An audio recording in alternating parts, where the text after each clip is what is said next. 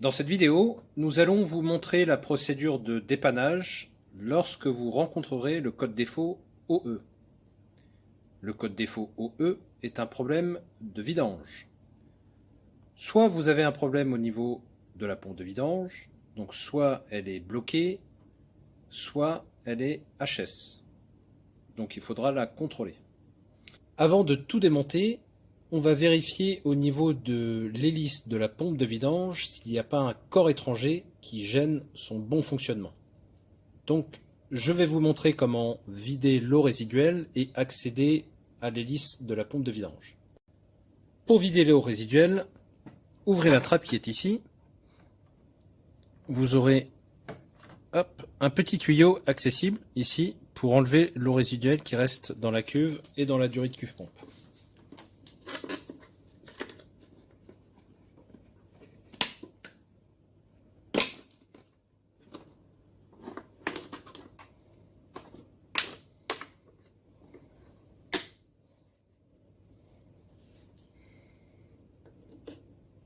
Une fois l'eau résiduelle évacuée, vous allez pouvoir dévisser le filtre qui se trouve juste ici pour aller voir au niveau des hélices de la pompe de vidange, voir s'il n'y a pas un objet étranger qui bloque justement la rotation de la pompe de vidange.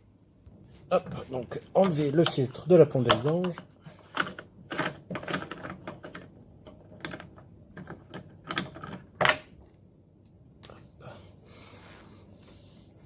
Et vous pouvez voir juste ici les hélices de la pompe de vidange. Regardez s'il n'y a pas un corps étranger ici.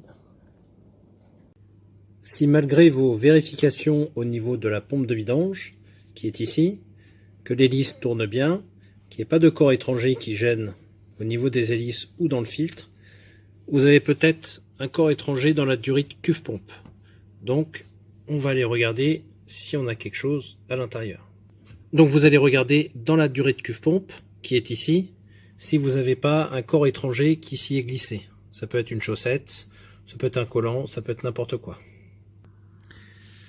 Pour enlever la durite, il va falloir enlever la vis qui est là, sur le collier.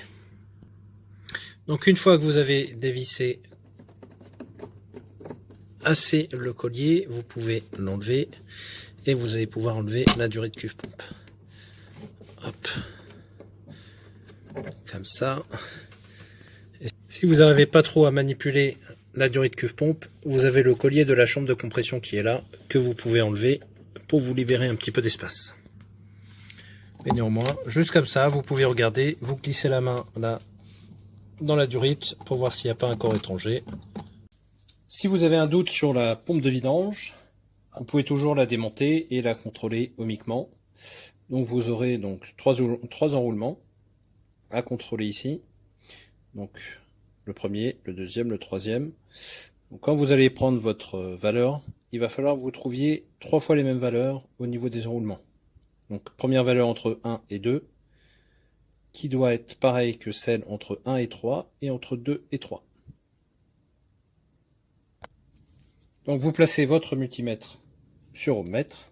Alors, premier enroulement, donc entre 1 et 2. J'ai 3,2 ohms. Entre 1 et 3, 3,2. Et entre 2 et 3, 3,2 également. Donc ma pompe de vidange est bonne. Si votre pompe de vidange est bonne, s'il n'y a pas de corps étranger au niveau des hélices de la pompe de vidange, que la filerie de la pompe de vidange est bonne, qu'elle n'est pas coupée, il ne reste plus que la platine de puissance qui est HS et qui n'alimente pas la pompe de vidange.